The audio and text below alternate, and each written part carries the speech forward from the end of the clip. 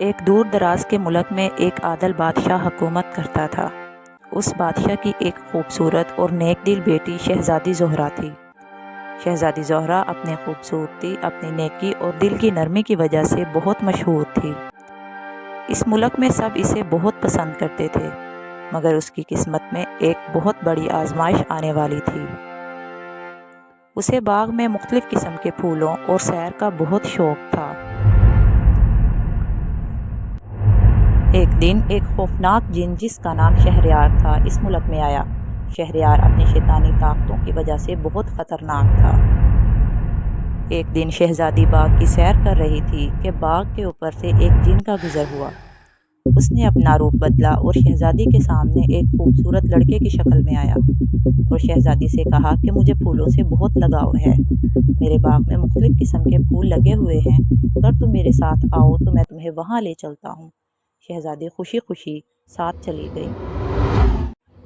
اس نے اپنے جادو سے شہزادی کو اغوا کر لیا۔ جن نے شہزادی کو ایک دور دراز اور خوفناک پہاڑوں کے پیچھے واقع اپنے قلعے میں قید کر دیا، جہاں کوئی بھی انسان قدم رکھنے کی ہمت نہیں کرتا تھا۔ وہاں پہ اس جیسے اور بھی بہت سے لوگ تھے۔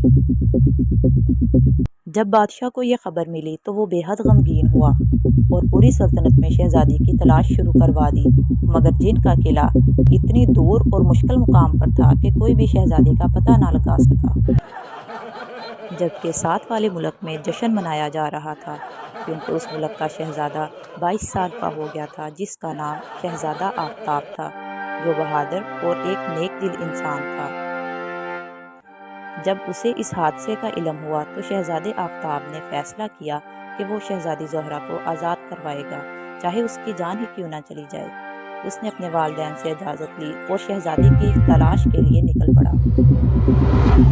شہزادے آفتاب کا سفر بہت مشکل اور خطرناک تھا۔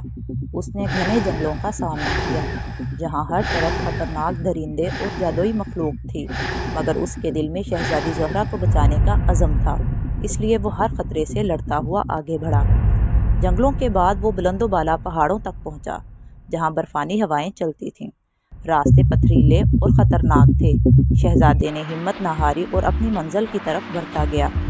آخرکار ایک دن وہ شہریار کے قلعے تک پہنچ گیا۔ سیاہ بادلوں میں چھپا ہوا تھا، ہر طرف خوفناک خاموشی تھی۔ شہزادے نے اپنی تلوار مضبوطی سے پکڑی اور قلعے میں داخل ہو گیا۔ جن نے جہاں شہزادی کو قید کیا تھا وہاں مسلسل ایک جن پہرا دیتا تھا۔ شہزادے نے بہادری سے اس کا مقابلہ کیا اور اسے مار دیا اور آگے بڑھا۔ جن نے شہزادے آفتاب کو دیکھا تو اپنی جادوئی طاقتوں سے اس پر حملہ کیا، لیکن شہزادے نے اپنی بہادری اور عقل مندی سے جن کے ہر وار کو ناکام بنا دیا۔ دونوں کے درمیان سخت جنگ ہوئی، جس میں جن شہریار نے اپنی پوری طاقت لگا دی، مگر شہزادے آفتاب کی ایمانداری اور دل کی پاکیزگی کی وجہ سے اللہ نے اسے جن کے مقابلے میں مدد کی اور اسے کامیاب کر دیا۔ آخرکار شہزادہ آفتاب نے جن کو اپنی تلوار سے موت کے گھاٹ اتار دیا اور شہزادی زہرہ کو آزاد کروا دیا۔ شہزادی نے شہزادے آفتاب کا شکریہ ادا کیا اور دونوں خوشی خوشی محل واپس روانہ ہوئے۔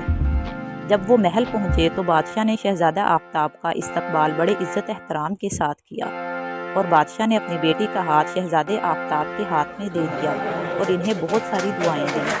یوں شہزادہ آفتاب کی بہادری اور شہزادی زہرہ کی نیکی نے ایک نئے دور کا آغاز کیا، جہاں ان کی محبت اور قربانی کی داستان ہمیشہ کے لیے امر ہو گئی۔ یوں وہ خوشی خوشی رہنے